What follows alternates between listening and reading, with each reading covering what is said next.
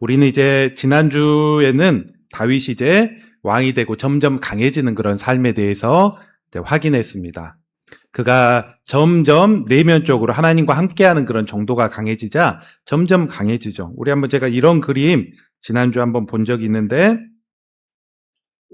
지난주에 봤던 그림, 파란색은 하나님과 함께하는 정도, 그러면서 내면이 강해지면서 점점 다윗은 이렇게 상승하면서 강해지는 삶을 살아가죠. 그런 가운데 이제 외적인 그런 삶 역시도 함께 따라오면서 점점 강성해지는, 약간의 기복은 있긴 하지만은 강성해지는, 그가 하나님과 함께하는 그런 삶을 살아가자 그가 내면적으로 강해지고 또 외적으로도 점점 강해지는 이런 삶이 있었고, 지난주에는 여기 6번에 유다왕 6번까지 이렇게 이어지는 그런 내용들을 한번 확인해 보게 되었습니다.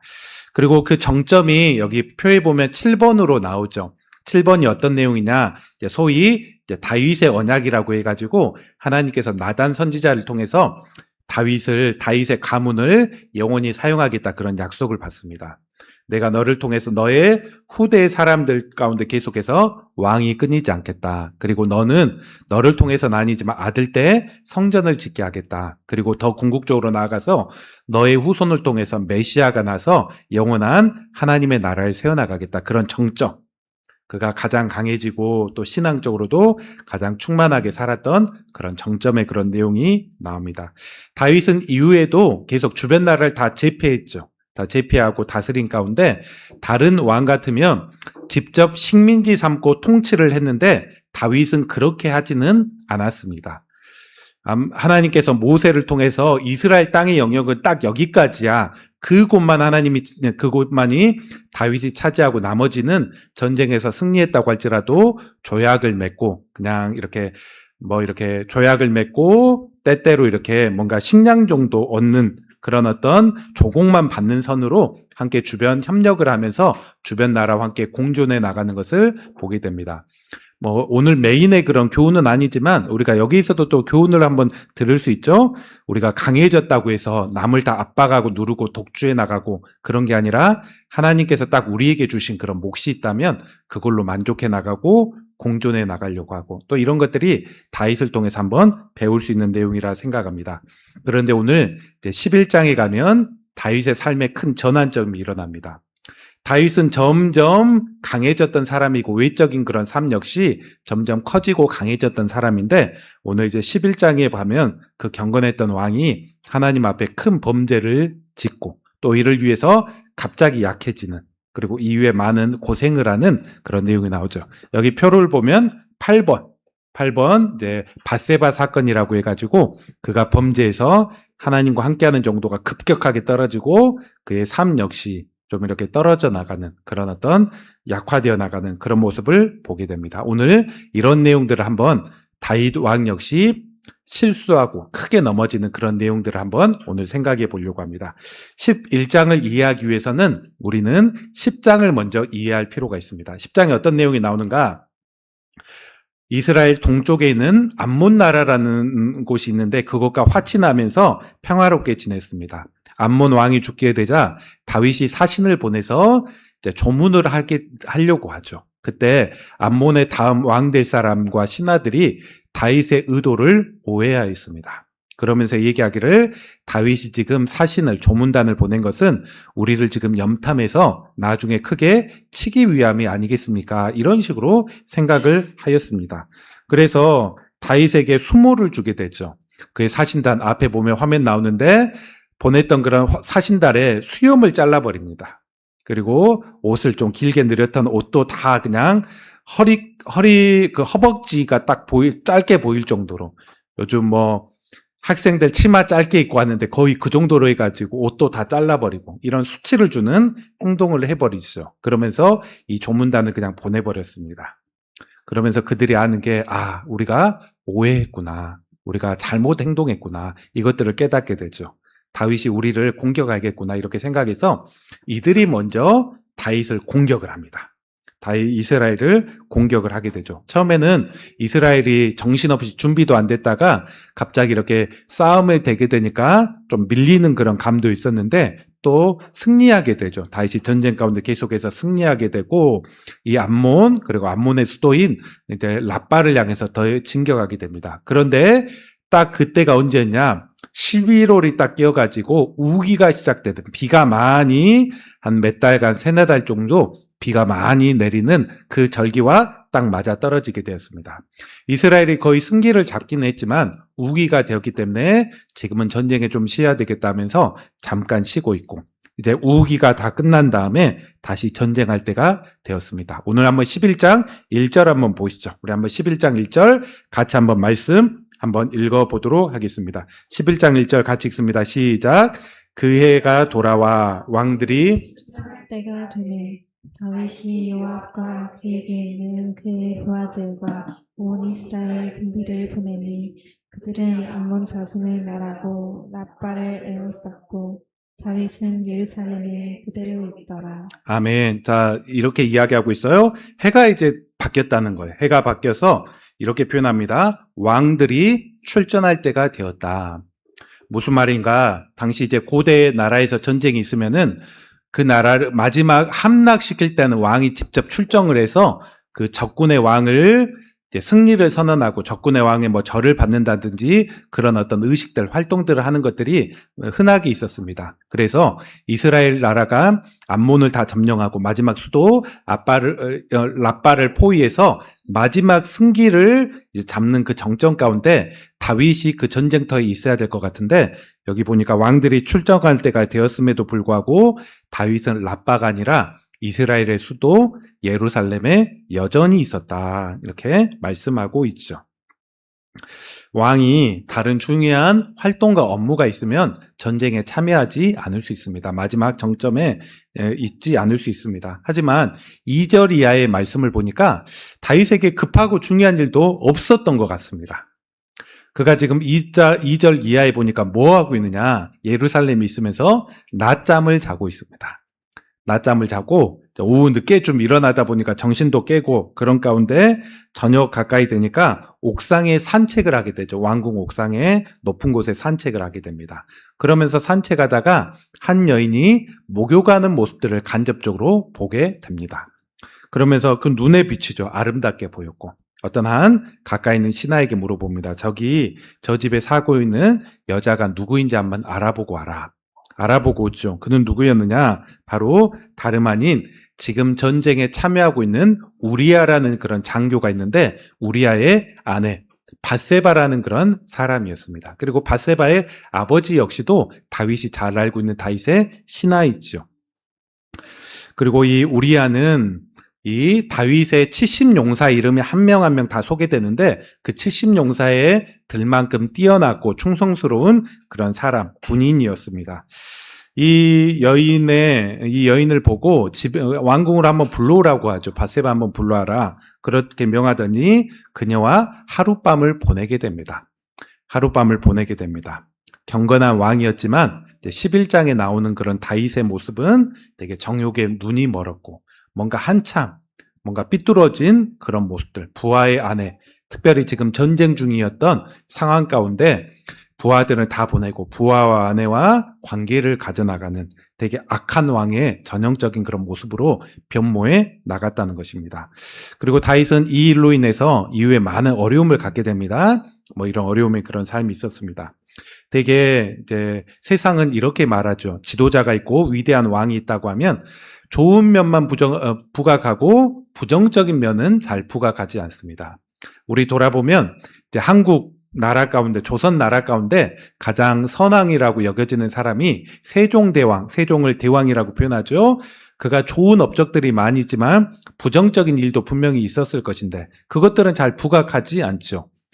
이제 뭐 세종도 아내가 첩이 되게 많았던 그런 사람이라 뭐 이렇게 이제 뭐 여겨지고 역사학자들은 얘기하고 하는데 부정적인 예는 잘 언급하지 않습니다. 하지만 성경은 긍정적인 업적도 이야기하지만은 부정적인 내용도 언급하고 특별히 다윗의 일생일대 큰 실수를 2장에 걸쳐서 자세하게 우리에게 설명하고 있습니다. 아마도 우리에게 교훈하는 그런 내용들이 있기 때문이라 생각합니다. 오늘 이런 다윗의 큰 실패, 실수를 통해서 또 이후에 회복되긴 했지만 그런 실패를 통해서 우리가 또 경험해야 될, 우리가 또 가져야 될 유혹에 대한 그런 세 가지 내용들을 한번 돌아보고 한번 각자에게 주시하는 하나님의 한번 세미한 음성을 한번 들었으면 좋겠습니다. 이거 괜히 길게 써져 있는 거 아니겠죠? 우리가 한번 듣고 또 경계하도록 하나님께서 우리 삶을 돌아보라고 했는데 또 이런 교훈들을 얻어나가는 우리 장년, 우리 학생 청년들 또 되시기 바랍니다. 첫 번째 우리가 다윗의 이런 실패를 통해서 배울 수 있는 그런 내용이 무엇이느냐? 우리가 사명의 자리 혹은 있어야 될 자리에 있지 않으면 유혹이 우리에게 쉽게 다가오고 또 그 유혹을 감지하지 못하는 것들이 있음을 우리는 오늘 교훈을 통해서 배워야 될 것입니다. 다윗은 이전에 이렇게 크게 죄를 짓는 적이 없었습니다. 혹 작은 그런 죄는 있을 수 있겠지만 그 정도 심한 그런 모습들은 나타나지 않죠. 그리고 성경 역시 하나님 역시 얘기하기를 다윗이 이 죄를 제외하고는 평생 나에게 온전하게 행하려고 하였다. 이렇게 표현할 만큼 다윗은 괜찮은 삶, 넘어지지 않는 삶을 살았던 사람이었습니다. 여러 신앙적인 타협과 유혹 가운데서도 흔들리지 아니하였죠. 그 이유가 뭐냐? 그 큰 이유 중에 하나는 바로 다윗이 있어야 될 자리에 항상 있고 사명의 자리 가운데 있었기 때문입니다. 왕으로의 정체성 그리고 왕이 되기 전부터 그런 준비하는 자리에 그가 항상 서 있었기 때문입니다. 다윗 사울왕에게 쫓길 때도 그러한 정체성과 있어야 될 자리에 있었고 왕이 된 이후에도 자기가 있어야 될 자리, 사명의 자리에 늘 선두에 서려고 하였습니다. 그렇기 때문에 유혹이 그에게 찾아오려고 해도 잘 찾아오지 못하고 설령 왔다고 할지라도 이를 잘 감지하고 이것들을 이겨나가게 되었죠.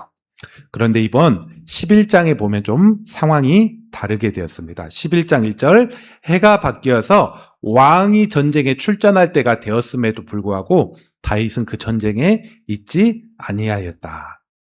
예루살렘에 머물며 특별한 그런 큰 일도 없는 것 같은데 낮잠 자고 뭔가 좀 마음이 흐트러진 그런 어떤 다윗의 모습들을 보여주고 있습니다. 사실 다윗이 그냥 전쟁에 참석하지 않을 수 있습니다. 하지만 참여하지 않았다면 최소한 왕궁에 있으면서 뭐 해야 됩니까? 전쟁을 위해서 기도하고 내가 마음을 같이 여기 있지만은 마음을 같이 해나가고 여기서 내가 감당해야 될 역할들을 감당하겠다. 이런 마음으로 깨어있고 그곳을 위해서 기도하고 그런 삶을 살아야 되는데 다윗은 그러지도 못했습니다. 자기의 수하들, 자기와 함께 목숨을 나눴던 사람들만 보내고 자기는 그냥 쉬고 있고 정욕들을 즐겨나가는 그런 모습들. 영적으로 이렇게 둔해지다 보니까 유혹이 찾아오고 그 유혹이 얼마나 큰 파급력이 있는지 알지 못하면서 크게 넘어지게 됩니다. 여러분, 사람은 언제 크게 넘어집니까? 언제 크게 유혹 가운데 흔들리고 그것 가운데 휩쓸려 가버립니까?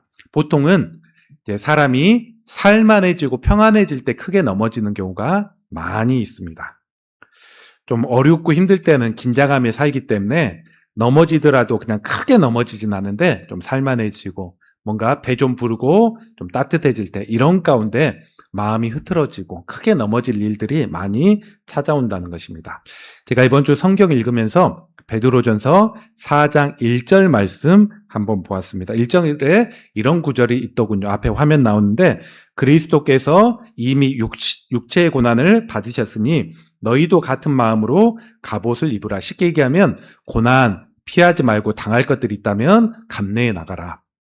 그러면서 얘기하기를 육체의 고난을 받은 자는 죄를 그쳤다 이렇게 얘기합니다. 이 표현이 좀 인상 깊더라고요.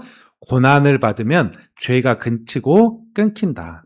우리가 어려움 혹은 더 나아가서 신앙의 고난을 받으면 사람이 철이 들게 되죠.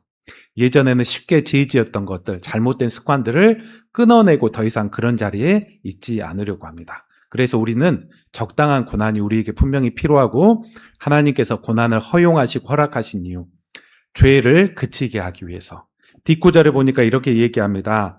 그들이 뒷구절 앞에까지 나오지는 않았는데 그들이 예수님을 믿고 비신자 때 예수 믿기 전에 여러 가지 음란, 정욕, 술 취한 방탕한 습관들 이런 것들이 아직 남아 있었는데 예수님 믿고도 남아 있었는데 그들이 고난 받으면서 이런 음란, 정욕, 술 취한 방탕함의 여러 습관들을 그치게 되고 끊게 되었다. 어려움 당하니까 더 이상 그런 것들 의지하지 않고 하나님 찾게 되었다. 이런 표현들이 있던데 이게 바로 우리가 고난이 주는 유익. 그런데 이것들이 급 반전되어서 이제 좀 살만해지고 뭔가 평화가 찾아오고 바로 그럴 때 우리가 크게 넘어질 수 있는 그런 새로운 시간으로 상황으로 이제 갈 수 있는 것들을 보게 됩니다.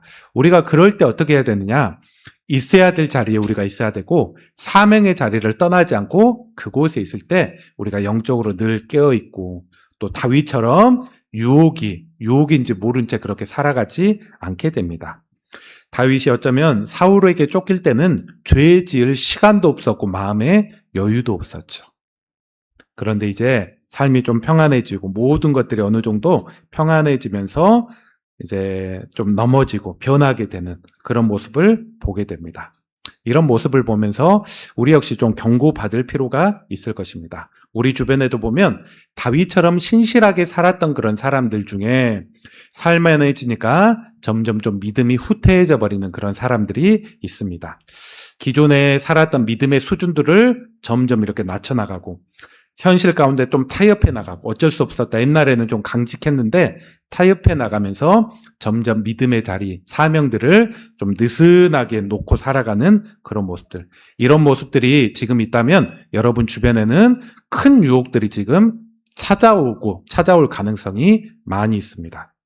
주변에 또 보면 장로님, 권사님, 심지어 목사님들도 이제 나이 70세가 되면 교회에서 은퇴하게 되죠. 은퇴 장로, 권사, 은퇴 목사 해가지고 이제 일선에서는 좀 떠나게 됩니다. 그러면서 교회에 대한 책임에는 훨씬 좀 자유로워지죠.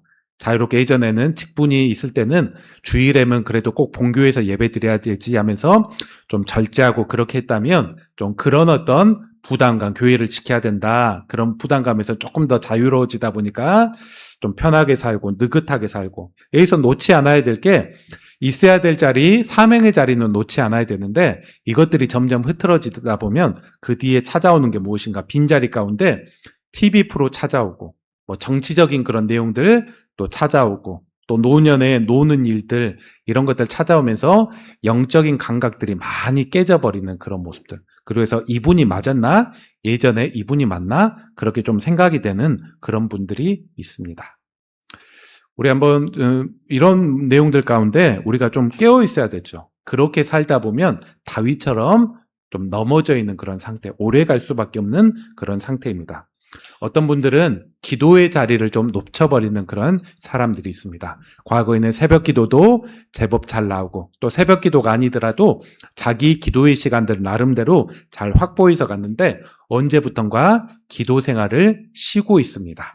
기도가 잘 안 되고 또 열심히 기도하려고 해도 그런 마음이 잘 열려지지 않고 기도의 삶들이 쉬고 있죠.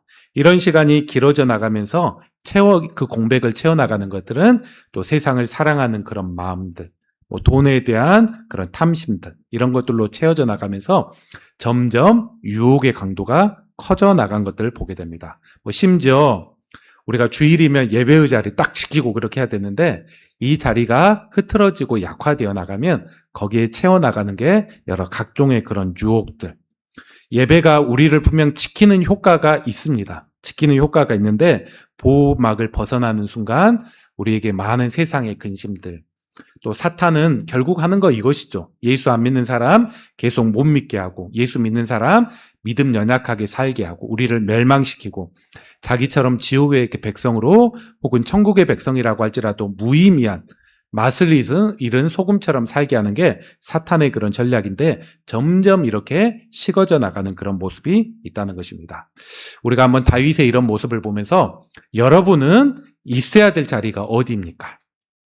내가 꽉 붙들고 있어야 될 자리. 꼭 종교적인 자리만 이야기하는 것은 아닙니다.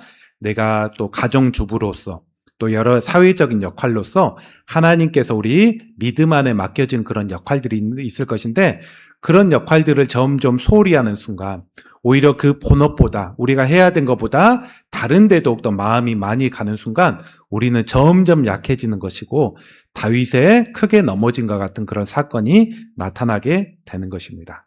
설령 우리가 지금 여력이 안 돼서 우리가 그 자리에 함께하지 못한다고 할지라도 다윗이 전쟁에 출전하지 않았다고 할지라도 왕궁에서 깨어있고 마음을 같이 하고 이런 삶을 살 수 있었던 것처럼 우리도 혹 직접적으로는 그 자리에 참석하지 않는다고 할지라도 마음을 같이 하고 응원하고 또 우리가 있어야 될 자리 가운데 깨어 살아가는 어떤 그런 믿음의 백성, 이런 모습들이 되시기 바랍니다. 이것들이 우리를 지키는 것이요, 크게 넘어지지 않게 하는 그런 믿음의 삶인 줄 믿습니다. 두 번째, 우리가 또 배울 수 있는 게 무엇이냐? 오늘 다윗의 넘어짐을 통해서 배워야 될 거, 외부의 적, 외적인 경쟁도 중요하지만 내부의 적, 내면의 싸움이 더욱더 중요함을 우리는 배워야 될 것입니다. 다윗은 싸움에 능한 사람이었죠. 가장 강한 사람이었습니다.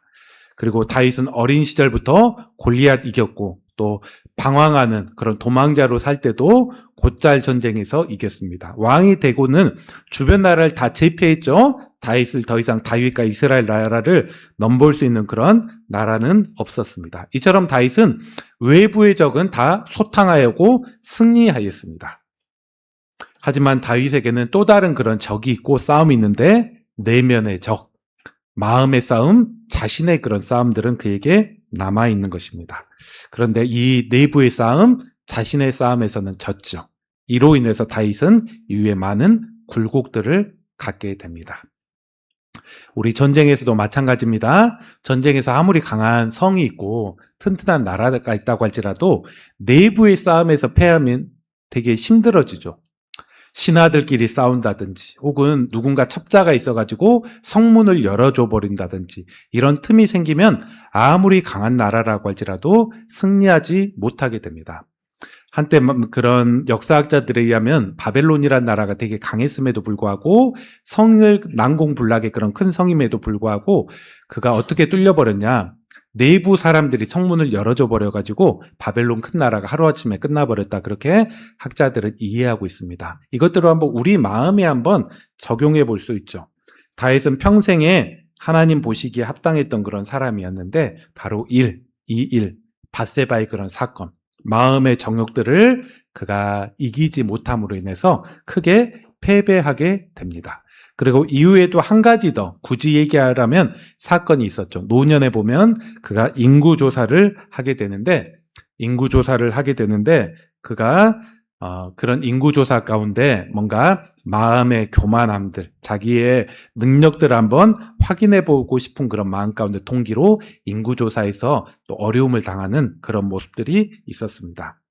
오늘날 사람들도 외부의 적, 외부의 경쟁 가운데서는 되게 깨어 살아갑니다. 어떻게 하면 이 경쟁에서 이기지, 또 승리해 나가지, 그렇게 살아가죠. 하지만 많은 사람들 혹은 비신자들은 거의 100%고 우리를 사람을 파괴해 나가고 넘어뜨리고 유혹하려고 하는 세력들, 악한 영이 있다는 것을 알지 못하죠.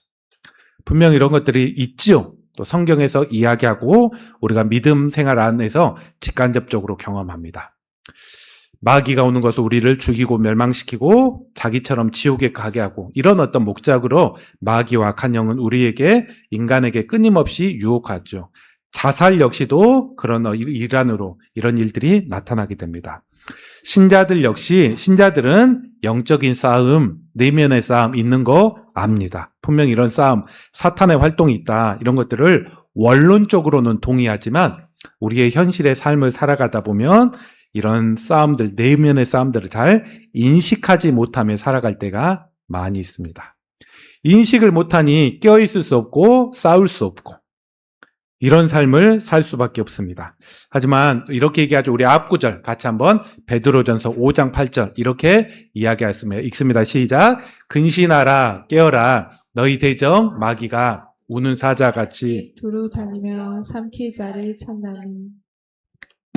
이거 보면 이렇게 얘기하고 있어요. 근신하라는 말이 셀프 컨트롤, 스스로 컨트롤해 나가라. 깨어있어라, 졸지 말고 얼레트 잠에서 깨어나가라. 왜냐? 마귀가 사자가 배고파가지고 우는 사자처럼 삼킬 자, 넘어뜨릴 자를 찾고 있기 때문에 그런 것들이 있다, 이런 활동이 있다, 이것들로 깨어있어야 되고 스스로 절제할 줄 알아야 된다. 이런 자가 바로 넘어지지 않는 그런 사람이라 말하고 있는 것입니다. 우리가 외적인 싸움, 외적인 공격도 있고 내적 싸움, 내면의 공격도 있습니다.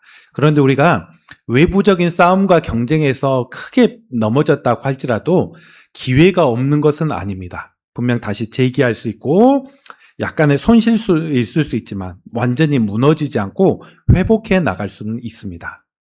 그런데 내면의 싸움, 자기와의 싸움에서 크게 넘어져 버리면 정말 만회가 안 되는 그런 일들이 벌어지곤 합니다. 가령 우리도 보면 뉴스에서 보면 유명 인사가 자기의 어떤 다윗과 같은 그런 죄로 인해서 더 이상 연예인이든 정치인이든 더 이상 공인으로 삶이 끝내야 되는 그런 경우를 보게 됩니다.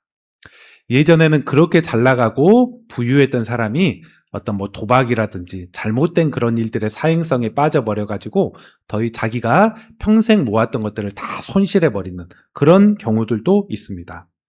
존경받았던 그런 사람이 교만이나 인정받고자 하는 그런 욕구 때문에 넘어져 나가서 그런 명성을 다 그냥 잃어버리고 저 사람은 되게 좀 이렇게 겉과 속이 다른 그런 사람이구나. 뭐 이런 식으로 많은 친구들을 잃어버리는 그런 사람들도 있습니다.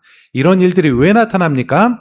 우리의 외적인 경쟁이나 싸움에서 졌다고 일어나는 게 아니죠. 내면의 싸움, 내면의 어떤 경쟁들, 또 사탄이 주는 그런 마음 가운데 넘어져 버릴 때 나타나는 일들이었습니다. 다윗도 본다면 다른 나라 싸움, 오늘 10장, 11장에 나오는 암몬과의 그런 싸움에 좀 밀렸다면 그냥 그렇게 후유증이 크지 않았을 건데 다시 뭐 앞으로 싸우지, 정비해서 싸우지 이렇게 싸울 수 있을 건데 이 밧세바와의 그런 관계로 인해서 다윗은 이후에 많이 힘들게 됩니다. 이 일로 인해서 반란이 일어나게 되죠. 몇 달간 왕위를 내려놓고 계속해서 도망자로서 몇 달간 계속 살아야 되는 그런 일도 있었습니다. 또 이로 인해서 자식들끼리 계속 싸우게 되죠. 안 좋고 못 볼 것을 그 다윗이 보게 됩니다. 다윗도 평생 신실했던 사람이었는데 아들 때문에, 자식들 때문에 마음고생을 많이 하였던 사람 중에 한 명이었습니다. 다윗도 보면 점점 죄로 나아가게 됩니다. 그냥 우연히 여인 목욕했던 걸 보면 내가 그냥 못 볼 거 봤구나 하면서 딱 그냥 넘기면 좀 됐을 건데, 멈추면 됐을 건데 죄의 호기심은 그가 누구일까? 그리고 그가 누구인지 알아보다로 하고 실제로 얼굴 한번 보고 그러면서 데려오라, 이런 식으로 그가 가는 것을 보게 됩니다. 종교개혁자 칼빈이 그런 이야기를 했습니다. 우리 머리 위에 새가 날아가는 것은 우리가 막지는 못하지만 그냥 우연히 볼 수도 있고 어떤 것들을 간접적으로 주변에 어떤 일어나는 일이 생길 수 있죠. 하지만 그 새가 내 머리 위에 집을 트는 것들은 우리가 막을 수 있다. 그런 생각과 마음이 뭔가 더 확대되어서 내 마음 가운데 확 들어오려고 하는 것은 우리가 막을 수 있죠. 죄가 정착하지 못하도록, 끊도록 우리가 이것들은 우리 각자가 해야 되는 그런 어떤 믿음의 삶인 줄 믿습니다. 두 번째, 우리가 깨어 있어야 될 것입니다. 분명 외적인 싸움과 경쟁도 중요하지만은 내 자신과의 싸움, 그리고 이것들을 승리해 나갈 때 우리는 점점 더 강해져 나가는 것입니다. 여러분은 외적인 싸움들, 직장에서의 경쟁, 수입 이런 것들이 있지만 그거와 함께 내 내면의 싸움들 얼마나 단단하게 하고 있는지, 이를 통해서 점점 더욱더 강해지는 그런 믿음의 삶을 사시기 바랍니다. 마지막 세 번째로 하나 더 우리가 받을 수 있는 그런 교훈이 있는데, 죄를 지은 이후에 우리에게 회개할 용기, 또 수치를 당한 용기가 우리에게 필요한 것을 보게 됩니다. 그러할 때 죄를 계속 감추려고 하지 않고 죄에 대해서 책임지려고 하는 그런 용기. 그런데 다윗은 이것이 없었습니다. 죄를 잘 안 지어봐서 그런지 몰라도 죄가 있으니까 계속 숨기려고 해서 더 넘어지는. 다윗이 하룻밤 밧세바와 일탈이 있었습니다. 하룻밤 일탈이고 나면서 그냥 끝내고 더 이상 이렇게 살지 않으려고 하였습니다. 그런데 이후에 새로운 어떤 일들이 일어나게 되죠. 바로 밧세바가 임신하게 된 것입니다. 임신하고 그 왕에게 사람을 보내서 이 소식을 알리게 된 것입니다. 밧세바의 남편 우리아가 지금 전쟁에 참전 중이기 때문에 모양새가 되게 이상하게 되죠. 그러면서 사람들은 밧세바를 되게 비난을 받을 수밖에 없고 부끄러움을 당할 게 뻔합니다. 그때 밧세바가 왕의 아이입니다. 뭐 이런 식으로 얘기해 버린다면 다윗도 굉장히 난처하게 되죠. 비난을 받게 될 것이고 사회적인 여러 문제가 될 수밖에 없습니다. 그리고 율법에 의하면 이 밧세바는 돌로 사람들에게 죽을 수 있습니다. 돌로 쳐 죽을 수 있습니다. 그리고 상대인 다윗은 왕이기 때문에 뭐 이렇게 죽음까지는 이르지는 않겠지만 많은 백성들의 신뢰를 아마 잃게 될 것입니다. 뭐 이런 상황 때문인지 다윗이 숨기려고 하죠. 이 일을 숨기려고 하고 이 아이도 어떻게 하면 내 아이가 아닌 것처럼 이렇게 할까 그렇게 감추려고 합니다. 그러면서 지금 전쟁에 참여 중인 우리야 장군을 본토 예루살렘으로 부르게 됩니다. 그러면서 전쟁 상황을 쭉 묻게 되면 수고했다면서 집에서 쉬어라 하면서 집에 음식도 갖다 주고 아내와 며칠 동안 편안하게 휴가 보내다가 쉬었다가 다시 전쟁에 가라 이런 얘기를 해주게 되죠. 그런데 우리야가 어떤 사람이냐? 집에 안 갑니다. 집에 안 갑니다. 그러면서 그 왕실 경비대가 있는데 그들 숙소에서 그냥 뭐 우리식으로 얘기하면 숙직실 같은 데서 그가 자게 됩니다. 이 소식을 다윗이 들었죠. 우리야 불러서 우리야야 왜 집에 가서 쉬지? 내가 집에 음식도 다 보내주고 아내와 또 보낼 수 있는 그런 휴가도 줬는데 왜 안 가느냐?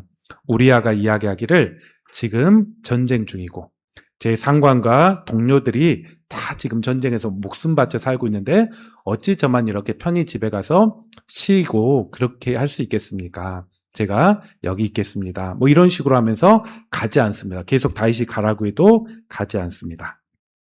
다윗은 결국 우리야는 집에 가지 않겠다, 집에 가지 않겠구나 생각하고 이 우리야를 가장 전쟁이 힘든 그곳 가운데 한복판, 가장 치열한 가운데 보내고 이 요압에게 말하기를 뒤로 쑥 빠져버려라. 손실이 있더라도 쑥 빠져버려라. 이런 명령을 하게 되죠. 그 편지, 자기가 우리야를 죽이라고 하는 그 편지를 지금 들고 우리야는 다시 요압에게 또 전장에 지금 가고 있는 것입니다. 그런 가운데 이제 전쟁이 일어났고 다윗의 명령대로 가장 우리야를 선봉에 있다가 후퇴해버리죠. 우리야는 그 전쟁 가운데 죽게 됩니다. 그러면서 밧세바는 자기의 남편이 죽은 걸 알고 통곡하게 되죠. 통곡하고 장례가 어느 정도 마쳤을 때 그 밧세바를 다윗은 아내로 삼게 됩니다. 모르는 사람들은 그렇게 생각하죠. 야, 다윗이 저렇게 훌륭하구나. 그 부하의 아내가 미망인이 된 것을 보며 거둬들이고 심지어 그가 임신했던데 그 임신한 아이까지 왕자로 거둬들이려고 하구나. 성군 중에 성군이었구나. 이런 식으로 모르는 사람은 생각했을 것입니다. 그리고 그렇게 끝이 난 줄 알았습니다. 아무도 모르지 끝이 난 줄 알았습니다. 그런데 이 모든 것들을 알고 계시는 분이 있었는데 우리 11장 27절 우리 한번 봅시다. 27절, 11장 27절 같이 한번 읽어보겠습니다. 자, 봅시다. 이렇게 얘기합니다. 그 우리야 장례가 마침에 다윗이 사람을 보내 그 왕궁을 그 밧세바를 왕궁으로 데려오니 그가 그 아내가 되어 그에게 아들을 낳으니라. 다윗이 행한 그 일이 여호와의 보시기에 악하더라. 아멘. 지금 1년의 그런 장례식 마치고 아내로 삼고 그의 자식마저도 다 그의 다윗의 자식으로 삼고 했는데 1년의 모든 과정들이 뭐라고 얘기합니까? 하나님은 보셨다. 하나님은 알고 계시다. 하나님 보시기에 악하다. 사람은 몰랐지만 다윗하고 밧세바 그리고 딱 그 정도 정말 채찍근 정도 입 무거운 채찍근 한두 명 정도가만 알았죠. 이렇게 다 속였지만 하나님을 속이지는 못했고 하나님이 이 모든 것들을 다 보셨고 악하게 여겼다는 것입니다. 다윗이 만일 넘어졌습니다. 넘어질 수 있죠. 넘어질 수 있죠. 이때 만약 다윗이 자신의 임신의 소식을 듣고 자신의 잘못을 인정했다면 수치당하고 그런 어떤 부끄러움 당할 용기가 있었다면 딱 그 정도로 끝났을 것입니다. 내가 잘못했다. 내가 하룻밤 눈이 멀어버려가지고 일탈을 했다. 이런 식으로 끝낼 수 있었는데 뭔가 이것들을 감추기 위해서 우리야를 휴가를 줬고 우리야가 자기 의도대로 움직여지지 않자 그를 죽이게 되는 그리고 이로 인해서 이제 다윗은 하나님께서 이것들을 다 드러내시죠. 다윗이 그렇게 감추고 싶었는데 참 재밌는 게 12장에 보면 만천하 이것들을 공개하게 됩니다. 나단 선지자 와서 책망하게 되고 또 여러 삶의 어려움을 잊게 되고 이런 것들을 주변에 알만한 사람을 다 알게 되는 그런 모습. 또 이런 일로 인해서 반란이 일어나고 원인이 되어서 이렇게 살아가는 그런 모습들이 나타나게 됩니다. 만일 다윗이 이전에 죄를 인정하고 죄에 대한 책임지고 수치를 당할 만한 용기가 있었다면 우리 역시도 좀 그런 생각이 듭니다. 우리의 잘못을 참 인정하는 것들이 쉽지가 않죠. 내가 잘못했다. 내가 미안하다. 이번에 용서해달라. 이런 말이 사실 우리가 잘 입이 열려지지 않습니다. 심지어 가까운 가족이라고 할지라도 내가 잘못했다. 나를 좀 이해하고 용서해주라. 이런 말이 참 쉽게 열리지가 않습니다. 하지만 우리에게 죄가 더 확대되지 않기 위해서는 우리의 잘못을 인정할 용기, 사과할 용기, 심지어 어떤 수치와 부분적인 부끄러움을 당하더라고 할지라도 이것들을 감내해 나가는 그런 모습들이 있다면 하나님께서 그 사람을 긍휼히 여겨주실 것입니다. 사람에게는 약간 명예가 좀 실추되고 할지 몰라도 하나님은 그 사람을 일으켜 주시고 그리고 시간이 지나가면 사람 역시도 저 사람은 그래도 정직한 사람이다. 자기의 잘못을 인정하고 회복해 주는 그런 사람이다. 이렇게 여겨 나갈 것입니다. 우리 잠언 9절에 이런 구절이 있습니다. 잠언 28장 13절에 보니까 자기 죄를 숨기는 자는 형통하지 못한다. 형통하지 못하나 죄를 자백하고 버리는 자는 하나님께 긍휼을 얻고 더 나아가서 사람들에게도 불쌍함을 자비를 잊게 된다. 이렇게 이야기하고 있습니다.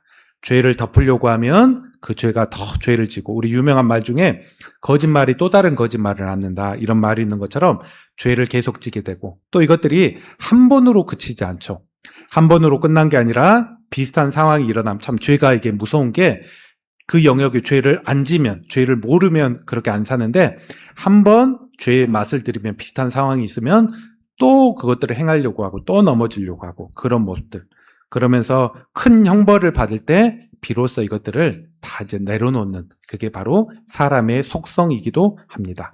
하지만 하나님께 이것들을 가지고 자백할 때 또 사람 앞에 수치당할 용기가 있을 때 살 길이 있습니다. 우리에게 새로운 회복의 길이 있는 줄 믿습니다.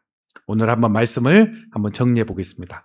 지금까지는 계속 다윗의 좋은 이야기, 왜냐하면 성경에서 그렇게 나와 있기 때문에 좋은 이야기만 한번 했다면 다윗의 오늘 큰 수치되는 그런 사건이 오늘 말씀에서 나타나는 것을 보게 됩니다. 이 말씀을 통해서 누구도 유혹 가운데 내면의 싸움 가운데 자유하지 못하다. 아무리 그냥 착하게 살았던 사람 또 종교적이고 목회자라고 할지라도 자유롭지 못하다. 오히려 더 은밀한 그런 죄의 문제 내면의 싸움들이 있을 수 있죠. 우리가 어떻게 살아야 됩니까? 첫 번째, 사명의 자리, 있어야 될 자리에 있을 때 이런 유혹의 사건 가운데 우리가 크게 요동하지 않게 됩니다. 그리고 두 번째, 외부의 경쟁과 싸움만 우리가 인식하지 말고 내면의 싸움들이 분명히 있다. 내부의 싸움들이 있다. 나와의 싸움들이 있다. 사탄이 나를 우는 사자처럼 넘어뜨리려는 그런 싸움들이 있다. 이를 인식해 나갈 때 깨어 있을 수 있고, 이거 그 싸움인 것 같은데 사탄이 넘어뜨리려고 하는 것 같은데 이렇게 깨어 있을 수 있습니다. 그리고 세 번째, 누구라도 다 넘어질 수 있는데 은폐하려고 하고 숨기려고 하면 살 길이 더욱더 없어지게 됩니다. 회개하고 인정하고 미안하다. 우리가 한번 이런 진솔함으로 사람과 하나님 앞에 살 길을 얻어 나갈 수 있는 그런 또 주의 백성이 되기를 주의 이름으로 축원합니다.